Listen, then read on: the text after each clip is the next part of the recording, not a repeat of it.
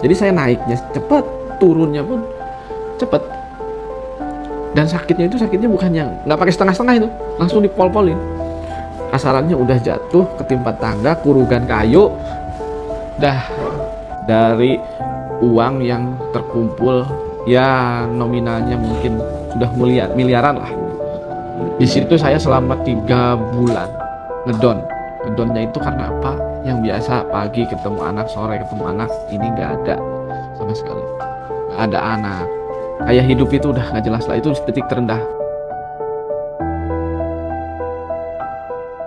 Perkenalkan, nama saya Sahirin, selaku owner dari CP Anugrah Karya Mandiri dan PT Berkah Dwi Tama Sejahtera. Perusahaan kami bergerak di bidang distribusi kebutuhan sehari-hari atau sembako. Latar belakang pendidikan saya itu, saya sekolah hanya sampai SMP di Pangandaran. Saya supir truk, ibu saya ibu rumah tangga, kerja serabutan. Kalau ada yang suruh-suruh cuci, beres-beres rumah. Awal mulanya saya menekuni bisnis ini, lulus SMP, saya sudah mulai mencoba kerja. Tapi saya emang sudah bekerja dari sejak SD kelas 6.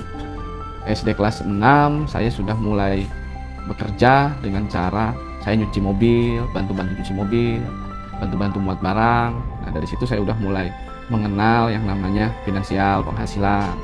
Anak-anak umur segitu, waktu zaman itu saya jajan masih 1.000 atau 2.000 lah kurang lebih. Saya udah bisa menghasilkan uang jajan sendiri, bahkan saya masuk SMP pun menggunakan uang saya pribadi. Nah, setelah saya lulus SMP, saya memutuskan untuk merantau ke Jakarta. Saya dari orang gak punya modal, saya cuma punya mental. Tanpa modal apapun, saya berangkat ke Jakarta, menemui teman saya di Jakarta yang sudah dia dari bujangan sampai nikah di sana. Saya nyusul ke sana, numpang di kontrakannya dia selama kurang lebih hampir 2 minggu lah. 2 minggu saya dapat kerjaan jadi karyawan toko sembako. Waktu itu di daerah Jakarta, itu masuknya berarti Jakarta Timur, di Kalibata. Nah, di situ saya bekerja nimbangin gula, nimbangin terigu, ngirim beras, ngirim tabung gas. Susah payahnya di Jakarta, tidur cuman beralaskan kardus, yang namanya jempol digigit tikus itu udah biasa lah. Nah, berangkat dari situ setahun, 2 tahun, usaha bos saya itu semakin besar. Tahun berikutnya tambah lagi mobil, pindah tuh tokonya udah nggak buka waktu itu. Akhirnya tokonya ditutup, buka gudang aja, jadi hanya ngirim-ngirim ke agen-agen besar. Selang berapa tahun, mobilnya nggak nyampe 2 tahun lah, mobil itu yang asalnya cuma 1 mobil bak kecil itu udah jadi 6 truk. Dari situ bos saya nikah, saya memutuskan untuk mau resign, tapi belum dikasih karena dia baru nikah. Akhirnya setelah bos saya nikah, saya belum dikasih resign. Saya di situ bukan digaji lagi, tapi sudah dibagi hasil sistemnya. Saya udah nggak bergaji. Nah, dari situlah saya bisa ngumpulin modal, belajar nyeles, belajar marketing, belajar Excel segala macam, yang notabene saat saya SMP itu belum ada komputer di sekolah. Ya, jadi sales itu jangankan berpikir untuk kita dapat orderan dari toko. Kita datang ke toko, diterima pun itu sudah bagus. Jangan kita posisinya ngomong, jadi sales itu gampang. Coba, saya tes yang bilang jadi sales itu gampang. Seorang sales itu namanya disinisin orang, segala macam. Jangan pusing di situ. Semakin orang itu sinis, semakin orang itu benci, yakin begitu dia beli produk kita, dia belinya bukan cuma 1, pasti akan banyak. Kayak kalau saya kan toko sembako ya, posisinya saat toko yang bu ini baik itu tokonya ke saya, jadi itu beli. Cuman dia belinya paling ala kadarnya lah, 1, 2, paling banyak 5. Tapi kalau yang tipikal orangnya galak, ada langganan saya di Cilacap, ngomongnya kasar, asu gimana, wah kasar lah. Wong saya sendiri yang bukan orang asli Jawa, wah parah nih orang. Tapi ya kita iyain aja, ya bos, siap kok. Nggak lama biasanya, mana ngumbe, gue pengen apa, jod sing larang, gue kan udah tahu ngumbe sing larang, ya kita iyain aja, ambil. Wah oke ya, waktu itu ngambilnya teh pucuk aja, itu aja, Yusi, pengen gue sehat, orang meriangan, ambil, ya ambil diminum. Wah ya cerita ini. Jadi gue gak mau barang apa, gue barang ini kok. Ya wis, aku jaluk, sekali minta tuh 100, 200. Sebenarnya dalam dunia marketing, kalau orang galak, itu sebenarnya butuh perhatian. Poinnya itu. Tapi kan karena kitanya yang punya mentalnya belum kuat, saat toko itu galak kita takut. Tapi saat kita ngerti, Ini orderan gede ini. Galak tokonya, dengerin aja. Dimaki-maki ya dengerin aja, biarin aja. Tahun 2010 mulai saya tuh riset dari bos saya dengan modal yang saya kumpulkan itu 35 juta. Dan bos saya juga alhamdulillahnya itu baiknya luar biasa. Saya keluar bukannya gimana-gimana, malah saya dikasih mobil satu, mobil carry minibus. Itu saya masih ingat banget tuh, carry yang merah, dikasih ini untuk modal. Dan saya juga diberi keleluasaan ngambil barang tanpa bayarnya kalau sudah laku. Jadi saya pagi ngambil barang ke situ tempat bos saya jualin, sore nanti saya setoran terus selama hampir setahun. Nah, setahun saya bisa ngumpulin uang itu sekitar 300 jutaan lah. Saya sewa tuh, memberanikan untuk sewa gudang di Cikarang. Di Cikarang saya sewa gudang pakai modal seadanya. Setelah itu berjalan, di tahun kedua alhamdulillah usaha saya berjalan sukses. Setelah di Cikarang buka, disitulah titik puncak kesuksesan saya. Dari ya intinya semua yang hal itu saya pun gak berani untuk mimpikan, itu saya bisa dapat waktu saya di Cikarang. Saya setahun bisa gonta-ganti mobil pribadi 2, 3, itu saya udah titik puncaknya saya itu di Cikarang. Itu sekitar 4 tahunan bertahan sampai saya menikah. Menikah pertama itu saya umur 21. Umur 21 saya sudah menikah. Di Cikarang itu saya udah nikah, udah punya anak, udah punya rumah, sudah punya mobil, hidup mapan lah di Cikarang. Saya sudah bisa, saat saya bujangan saya udah bisa nyukupin kebutuhan orang tua, bangun rumah, segala macam. Baru saya mutusin nikah. Tapi masalah itu terjadi di saat lagi posisi kita di puncak-puncaknya kejayaan. Tanpa disadari ada beberapa hal yang memang orang tua dulu ingatkan, itu saya lupa. Karena kalau posisinya bisnis, semakin besar bisnis kita, kalau orang tua bilang semakin tinggi pohon berdiri, semakin kencang angin yang menerpa, itu yang saya rasakan. Nggak kena di kitanya selaku pelaku usahanya, kena di keluarganya. Nah, akhirnya saya memutuskan 2017 itu saya pisah dengan istri yang pertama. Di situ titik awal kehancuran perusahaan saya. Jadi saya naiknya cepat, turunnya pun cepat. Dan sakitnya bukan yang nggak pakai setengah-setengah, itu langsung dipol-polin.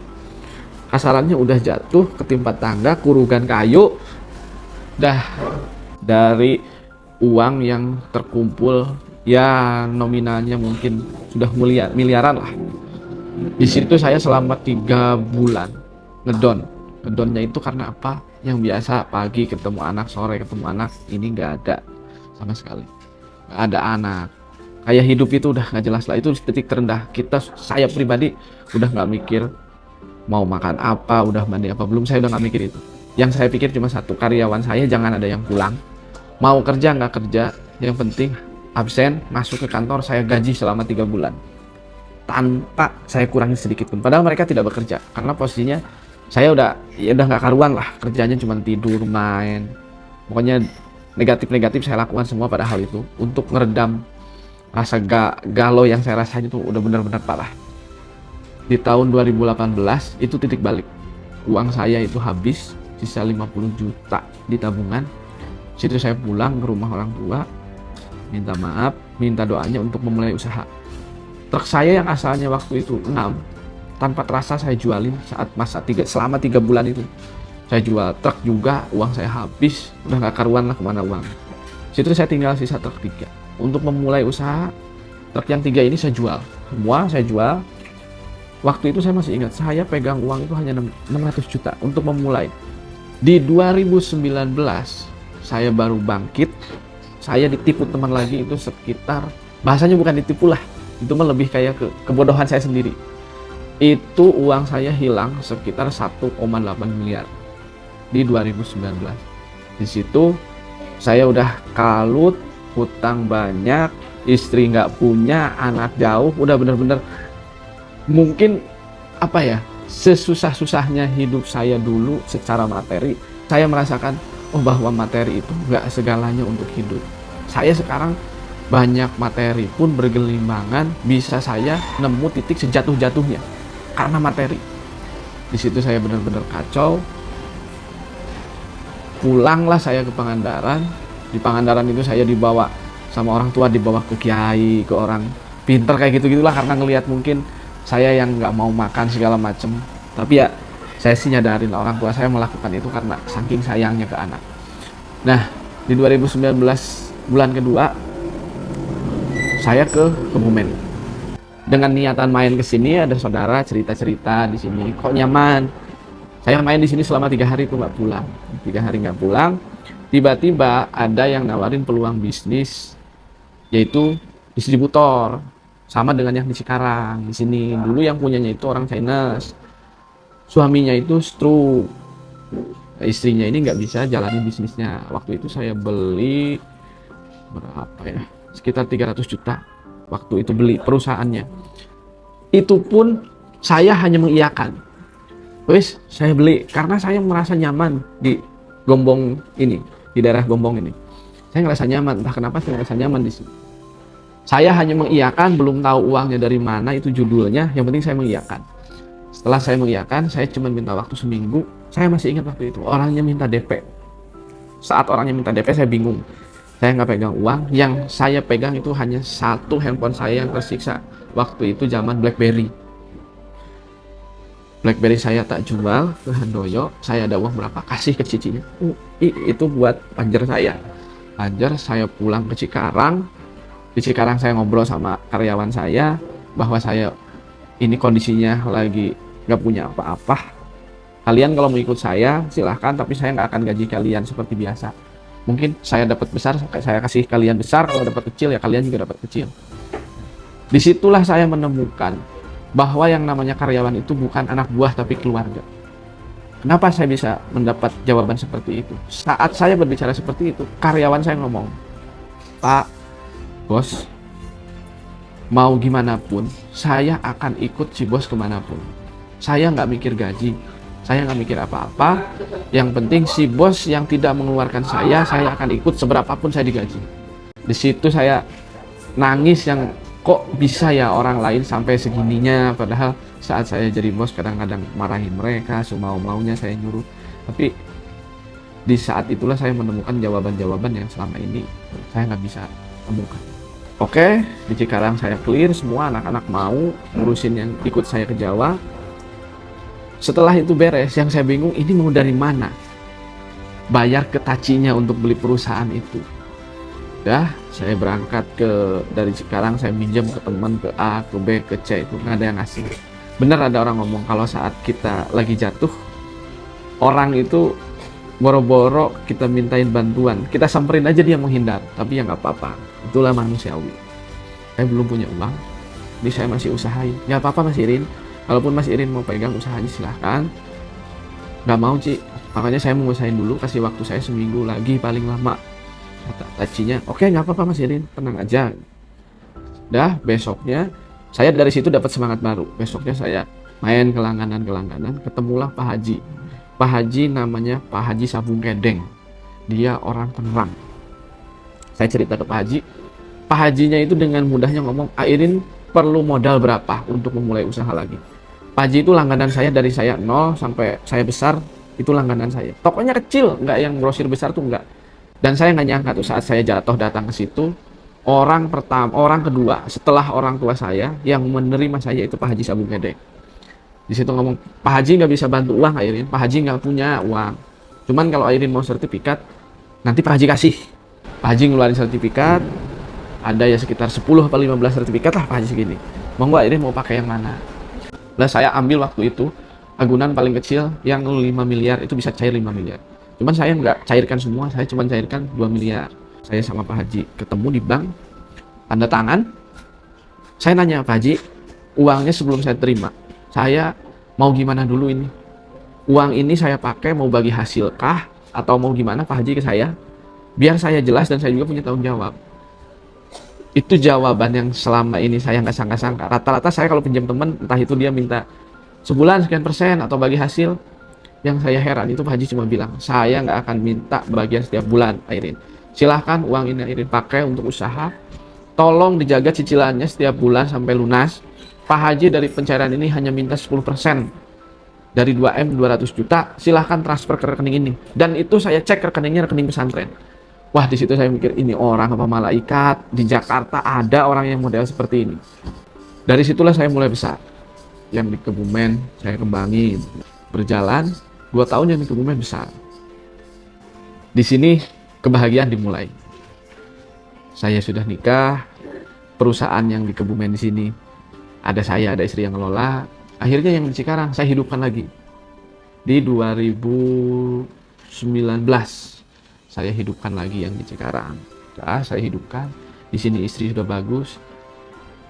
Di 2019 Januari, Februari, Maret, April, Mei, saya nggak paham. Tak kirain istri itu punya rumah yang ditempatin waktu itu udah rumahnya. Ternyata itu masih kontrak. Saya udah habis-habisan uang untuk nikah. Kontrakan rumah habis. Pas 2019 itu COVID lagi kenceng-kencengnya. Udah mulai COVID. Aduh, saya di situ udah pusing banget. Saya cuman, udahlah, saya yakin saat saya sudah nikah, rezeki saya juga akan ditambah. Keyakinan saya kuat, belajar dari pengalaman. Nah, dari situ posisinya saya bismillah, yang Cikarang saya jalanin. Saya tinggal di Cikarang. Senin, Selasa, Rabu, Kamis, Jumat saya di Cikarang, Sabtu, Minggu saya pulang. Di sini istri yang ngurusin usaha yang di Lombok. Akhirnya rumah habis, COVID datang. Ya, setelah itu bingung saya gimana ini. Cobalah cari-cari tanah yang mau dijual. Dilalahnya ada di daerah Jatinegara, arah ke Sempor itu. Ada dulu bekas kos-kosan yang warna kuning. Saya ngomong sama orangnya, saya pengen beli tanah ini, cuman saya nggak punya uang. Waktu itu emang posisinya saya uang belum banyak lah, masih kesana sih. Saya belum punya uang. Gimana kalau saya masukin ke bank sertifikatnya, Pak? Boleh apa enggak? Boleh, Mas. Silakan. Saya minta tolong sama orang BCA untuk appraisal. Dilalahnya tuh appraisalnya masuk pas senilai dengan saya beli tanah itu. Udah saya cairin ke bank appraisal. Alhamdulillah kebeli. Tanah udah kebeli, bangunan udah ada. Tapi saya mikir, masa iya sih rumah bentuknya kos-kosan 30 kamar mau saya tempatin begini? Akhirnya saya ngomong sama istri, gimana ini? Uang kita sudah tinggal 18 juta tabungan. Rumah kontrakan habis.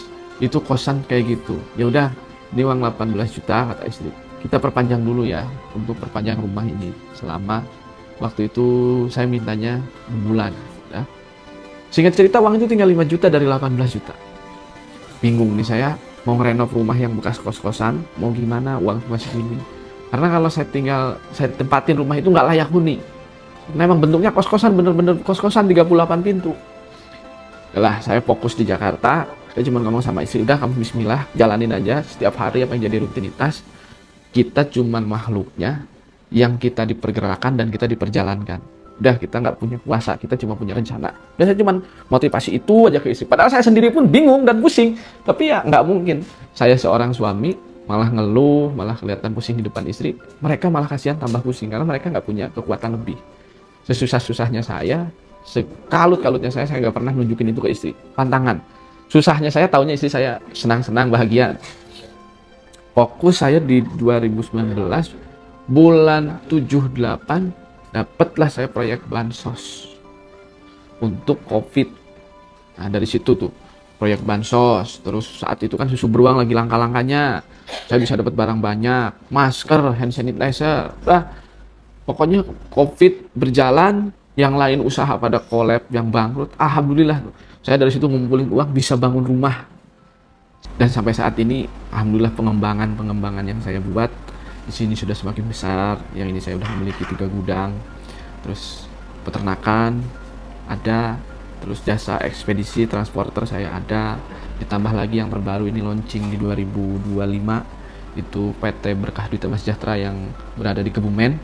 Itu bergerak di bidang distributor resmi langsung dari pabrik. Saat kita membuka bidang bisnis yang itu nggak ada korelasinya dengan bisnis kita yang pertama, itu bahasanya